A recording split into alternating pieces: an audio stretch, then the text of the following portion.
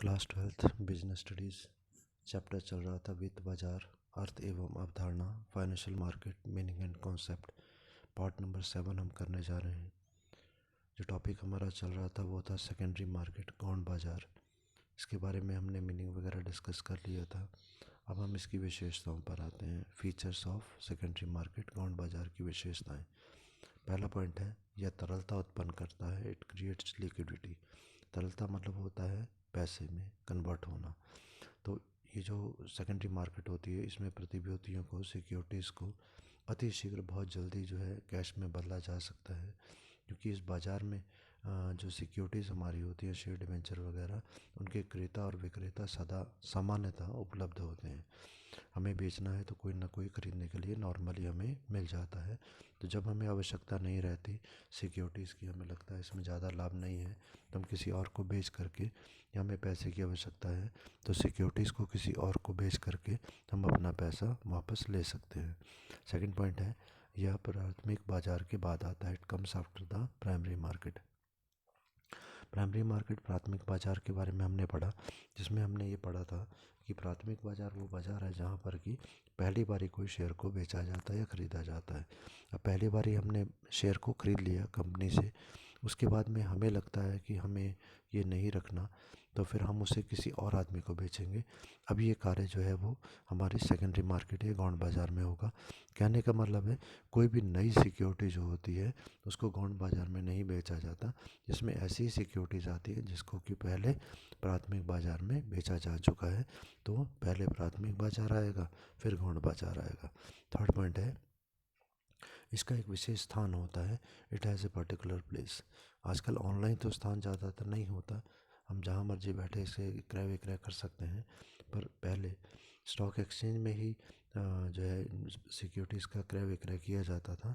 तो stock exchange वो स्थान है जहाँ पर दो व्यक्ति आपस में मिलकर सिक्योरिटीज़ का क्रय विक्रय कर सकते हैं, पर ज़्यादातर काम जो है स्टॉक एक्सचेंज के द्वारा ही होते हैं।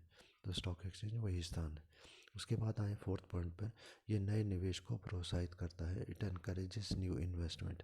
नए निवेश मतलब जिसने शेयर को ख़रीदा हुआ है वो और ज़्यादा पैसा लगाना चाहेगा, क्योंकि उसे मालूम है इस शेयर डिवेंचर्स में उसे काफ़ी ज़्यादा लाभ हो रहा है। तो एक बार उसे लाभ मिलने लगेगा तो और लाभ के लालच में और ज़्यादा वो पैसा इन्वेस्ट करता है, और इन्वेस्ट करने के लिए पैसा वो बचाता है। तो एक्सप्लेनेशन देखें, लाभांश, अधिक लाभांश को प्राप्त करने के लिए वो शेयर्स के मूल्य में वृद्धि के लालच में, क्योंकि लाभ दो ही प्रकार से ज़्यादातर होता है। एक तो हमें ज़्यादा लाभांश मिल जाए, और दूसरा हमारे जो शेयर हैं अगर उनका मूल्य बढ़ जाएगा। मान लो अगर मैंने कोई शेयर 100 रुपये का ख़रीदा और उसकी कीमत अगर 200-300 रुपये होगी, और मैं उसको बेचता हूँ, तो उससे मुझे 200-300 रुपये का, या जो 1 रुपये से 100 रुपये से एक्स्ट्रा जो भी पैसा मुझे मिला है उसका मुझे लाभ हो जाएगा। तो यह है मूल्य वृद्धि।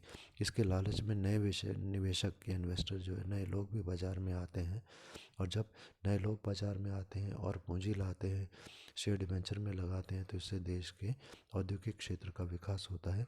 औद्योगिक क्षेत्र का मतलब उद्योग का मतलब इंडस्ट्री, जहाँ पर की वस्तुओं का उत्पादन होता है। तो 4 पॉइंट तो हमारे ये हो गए। उसके बाद में जो अगला हेडिंग हम लोग करने जा रहे हैं वो है प्राथमिक बाजार व गौण बाजार में अंतर, difference between the primary market and secondary market. पर अभी जो हमने ऊपर विशेषताओं के पॉइंट्स किए हैं, इन विशेषताओं के 4 पॉइंट आपके ये हो जाएंगे। और सेकेंडरी मार्केट वाला जो कॉलम आपको नीचे टेबल में दिख रहा है, इसमें 11 पॉइंट और हैं, मीन 4 पॉइंट विशेषताओं के। और ये जो अंतर के 11 पॉइंट हैं, ये आप अगर लिख देंगे तो आपके टोटल पॉइंट जो हैं वो विशेषताओं के 15 बन जाएंगे। तो यही पॉइंट्स सेकेंडरी मार्केट वाले टेबल में जितने पॉइंट दिख रहे हैं आपको कॉलम में, ये सारे के सारे पॉइंट आप फीचर में जोड़ सकते हो। ठीक है, तो अगर इनको आप जोड़ लेते हो तो आपके फीचर के पॉइंट्स भी बढ़ जाएंगे। ज़्यादा मार्क्स लेने के लिए पॉइंट्स अधिक होने चाहिए, और दूसरा आपका डिफरेंस भी हो जाएगा। डिफरेंस इंपॉर्टेंट है एग्जामिनेशन पॉइंट ऑफ व्यू से। तो difference between the primary market and secondary market, तो अंतर का आधार है, basis of the difference, primary market प्राथमिक बाजार और गौण बाजार सेकेंडरी मार्केट। पहला अंतर है निर्गमन या इशू करना। तो प्राइमरी मार्केट जो होती है, इस बाज़ार में सिक्योरिटीज़ का निर्गमन किया जाता है। पहली बारी जो हमारे शेयर्स डिवेंचर्स होते हैं उनको इशू किया जाता है। Securities are issued in this market for the first time. गौण बाजार हमारा जो है सेकेंडरी मार्केट, इस बाजार में पहले से ही निर्गमित प्रतिभूतियों का क्रय विक्रय किया जाता है। ऐसी सिक्योरिटीज़ जो हमने पहले से ही निर्गमित मतलब बेची जा चुकी हैं, इशू की जा चुकी हैं, उनका ही जो दो व्यक्ति हैं इन्वेस्टर्स हैं वो आपस में क्रय और विक्रय करेंगे। Previously issued securities are purchased and sold in this market. Point number 2, क्रय और विक्रय, बाइंग एंड सेलिंग। तो प्राइमरी मार्केट में देखें, इस मार्केट में केवल प्रतिभूतियों सिक्योरिटीज़ का ही क्रय किया जा सकता है। Securities can only be bought here. यहाँ पर केवल प्रतिभूतियों का क्रय करेंगे हम, बेचने का तो काम कंपनी करेगी, सामान्य व्यक्ति परचेज करने का ही काम करेगा। गौण बाजार या सेकेंडरी मार्केट की बात करें, इसमें क्रय और विक्रय सिक्योरिटीज़ के दोनों ही होते हैं। Both purchase and sale of securities is share. तो यहाँ पर क्या होगा, जो हमारा सेकेंडरी मार्केट है उसमें एक व्यक्ति जो है सिक्योरिटी को बेचने वाला होगा, एक व्यक्ति खरीदने वाला होगा। तो यहाँ पर परचेज और सेल जो है सिक्योरिटीज़ का दोनों ही होते हैं इन्वेस्टर्स के बीच में। थर्ड पॉइंट आते हैं जो बोला गया विशेष स्थान, स्पेसिफाइड प्लेस। तो ये जो प्राइमरी मार्केट है इसका कोई विशेष स्थान नहीं होता। कंपनी जो है वो सामान्यतः अपनी सिक्योरिटीज़ को बेच रही है और कोई व्यक्ति कहीं से भी बैंक में जाकर एप्लीकेशन फॉर्म लेकर उसको जमा करवा के ले सकता है। कहने का मतलब इसका कोई विशेष स्थान नहीं होता। There is no specific place for this market. Secondary market की बात करें, गौण बाजार की बात करें, तो इसका विशेष स्थान होता है। और वो विशेष स्थान कौन सा होता है, जहाँ पर इन्वेस्टर शेयर को क्रय और विक्रय करते हैं, वो है stock exchange. It's specified place is stock exchange. तो फोर्थ पॉइंट हमारा है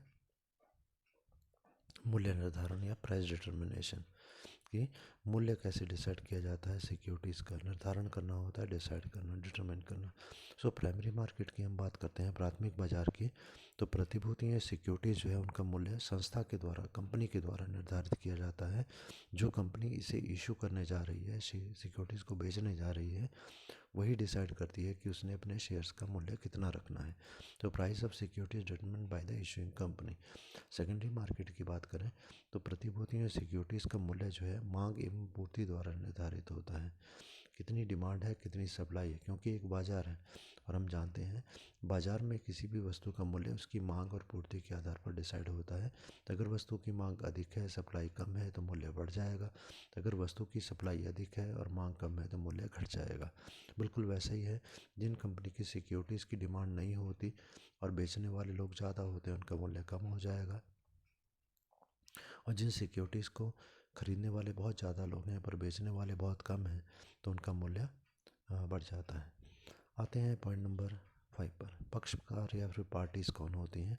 तो यहाँ पर प्राइमरी मार्केट की हम बात करें तो उसमें सिक्योरिटीज़ जारी करने वाली कंपनी, जारी करने का मतलब बेचने से है, तो सिक्योरिटीज़ को बेचने वाली कंपनी और क्रेता, ये दो पार्टीज़ होते हैं। क्रेता मतलब जो व्यक्ति कंपनी की सिक्योरिटीज़ को खरीदना चाहता है, तो ये दो ही व्यक्ति होते हैं, एक शेयर्स को जारी करने वाली कंपनी और एक शेयर को खरीदने वाला व्यक्ति। तो issuing company and the buyers are parties, investors are the parties. Secondary market की बात करें तो उसमें केवल निवेशक ही आपस में प्रतिभूतियों का क्रय करते हैं। निवेशक मतलब इन्वेस्टर्स, जिसने पैसा इन्वेस्ट किया था या जो अब पैसा इन्वेस्ट करना चाहता है, यही दो व्यक्ति आपस में सिक्योरिटीज़ को खरीदने और बेचने का कार्य करते हैं। ओनली इन्वेस्टर्स म्यूचुअली बाय और sell the securities. Point number 6 पर आते हैं, व्यवहार का क्रम या सीक्वेंस ऑफ ट्रेडिंग। तो प्राइमरी मार्केट की हम बात करें, क्रम की बात करें, तो यहाँ व्यवहार गौण बाजार से पहले होता है, क्योंकि हमने क्या बोला कि सबसे पहले कंपनी एक बार सिक्योरिटी बेचेगी। जब उसने किसी व्यक्ति को सिक्योरिटी को बेच दिया तो वो व्यक्ति आगे फिर किसी और व्यक्ति को सिक्योरिटी जब बेचेगा तो वो सेकेंडरी मार्केट की बारी आएगी।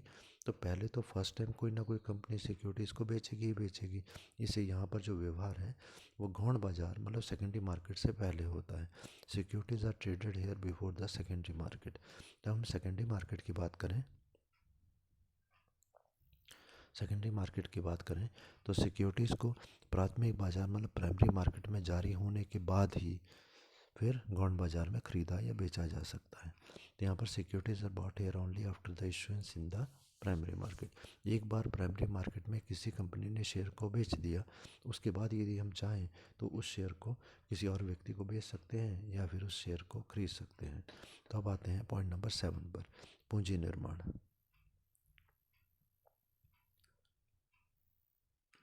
वीडियो को रोक करके आप इसके पॉइंट्स को नोट कर लिया करें। पूंजी निर्माण। तो पूंजी निर्माण या कैपिटल फॉर्मेशन का मतलब क्या है? ये बाजार पूंजी निर्माण में प्रत्यक्ष रूप मतलब डायरेक्टली, प्रत्यक्ष रूप से सहायक है, क्योंकि धन का प्रवाह बचतकर्ताओं से उद्योग की तरफ होता है। पूंजी निर्माण का मतलब क्या हुआ? एक सामान्य व्यक्ति जब कंपनी को पैसा देता है और शेयर को खरीदता है, इसका मतलब बचत करता, सामान्य व्यक्ति बचत करता है। इसके बारे में पहले डिस्कस कर चुके हैं इसी चैप्टर में कि एक व्यक्ति जिसने पैसा बचाया, हमने कुछ पैसा बचाया, हम बचत करता है, सेवर्स हैं। हमने क्या किया? किसी कंपनी को जो पैसा उधार दिया डिवेंचर के रूप में या शेयर के रूप में पैसा दिया, तो हमने वो एक कंपनी को, एक फैक्ट्री को दिया है, जो इंडस्ट्री हम कहेंगे, उद्योग हम कहेंगे। तो हमारा पैसे का फ्लो, प्रवाह कहाँ पर है? एक बचत करते का पैसा का फ्लो जो है वो उद्योग की तरफ जाता है, एक इंडस्ट्री को पैसा इसके द्वारा मिलता है, और फिर ये इंडस्ट्री जो है उस पैसे से आगे उत्पादन करती है, मैन्युफैक्चरिंग करती है। तो डायरेक्टली कंपनी को पैसा कौन दे रहा है? इन्वेस्टर। इसलिए हम कहेंगे ये डायरेक्टली जो है पूंजी का निर्माण करता है। This market directly contributes in the capital formation because of flow from the saver to industries. हम सेकेंडरी मार्केट की बात करें, यहाँ जो सिक्योरिटीज़ की तरलता दी जाती है, तरलता लिक्विडिटी दी जाती है, इसका मतलब है सिक्योरिटीज़ को या तो कैश में बदला जा सकता है या कैश को सिक्योरिटी में बदला जा सकता है। अतः यह पूंजी निर्माण में भागीदार तो है, पर इनडायरेक्टली, अप्रत्यक्ष रूप से ये सहायक होता है। इस directly contributes towards the capital formation because it involves the liquidity to the securities. अब आते हैं 8th पॉइंट पर, जो है नाम या फिर नेम। जो हमारी प्राइमरी मार्केट है, प्राथमिक बाजार, इसे न्यू इशू मार्केट भी कहा जाता है। न्यू इशू क्यों? क्योंकि जिन शेयर्स को हम न्यूली फर्स्ट टाइम इशू कर रहे हैं वो इसी मार्केट में ट्रेड ऑफ किए जाते हैं। सेकेंडरी मार्केट की बात करें, इसे स्टॉक एक्सचेंज भी कहते हैं, जहाँ पर कि स्टॉक मतलब हमारे सिक्योरिटीज़ का दो व्यक्ति आपस में एक्सचेंज करते हैं, क्रय और विक्रय करते हैं। 9th पॉइंट पर आते हैं, प्रतिभूतियों की प्रकृति और नेचर ऑफ द सिक्योरिटीज़ या टाइप्स ऑफ सिक्योरिटीज़। प्रतिभूतियों के प्रकार, ये कौन से प्रकार की सिक्योरिटीज़ जो है यहाँ पर बेची और ख़रीदी जाती हैं? प्राइमरी मार्केट देखेंगे तो इसमें नई प्रतिभूतियाँ निर्मित की जाती हैं, नई सिक्योरिटीज़ जो हैं वो यहाँ पर बेची जाती हैं। तो fresh securities are issued hair.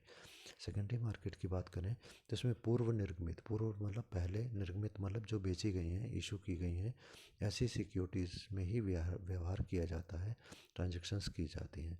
तो previously issued securities are transacted है, यहाँ पर ऐसी सिक्योरिटीज़ में ट्रांजेक्शन्स की जाती हैं, क्रय विक्रय किया जाता है, जो पहले प्राइमरी मार्केट में बेची जा चुकी हैं।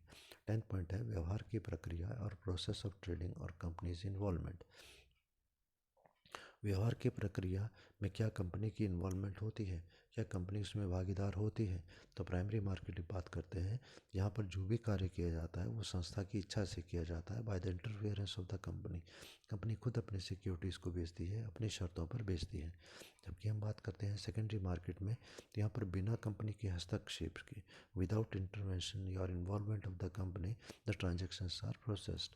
यहाँ पर कंपनी का कोई रोल नहीं होता, दो व्यक्ति आपस में मिलते हैं और उनके पास जो सिक्योरिटी होगी उसे वो खरीदते और बेचते हैं। 11th पॉइंट है प्रवेश या फिर एंट्री। यहाँ पर सभी कंपनियाँ जो होती हैं, प्राइमरी मार्केट की हम बात करें, सभी कंपनियाँ प्राथमिक बाजार में प्रवेश कर सकती हैं। All companies enter primary market, क्योंकि जो भी कंपनी शुरू होगी वो अपनी सिक्योरिटीज़ को बेचेगी, शेयर्स को बेचेगी, तभी तो कंपनी का निर्माण होगा। तो कहने का मतलब है प्राइमरी मार्केट में सारी ही कंपनियाँ आती हैं, तभी वो एग्जिस्टेंस में आती हैं। बिना शेयर बेचे तो कंपनी बन भी नहीं पाएगी। तो सिक्योरिटी मार्केट बांड बाजार की बात करें, यहाँ पर मात्र अनुसूचित कंपनियाँ ही इसमें व्यवहार कर सकती हैं। Only listed companies are allowed to trade in stock exchange. देखें, जब स्टॉक एक्सचेंज में क्रय और विक्रय करना है सिक्योरिटीज़ का, तो वहाँ पर केवल अनुमति किन कंपनियों को होती है कि उनके शेयर और डिवेंचर को बेचा जा सके? ऐसी कंपनियाँ जिनके के नाम स्टॉक एक्सचेंज की लिस्ट में ऑलरेडी एडेड हैं, उनकी सूची में जिनके नाम ऑलरेडी एडेड हैं। इसी प्रक्रिया को, नाम को एंटर करवाने की प्रक्रिया को लिस्टिंग कहा जाता है।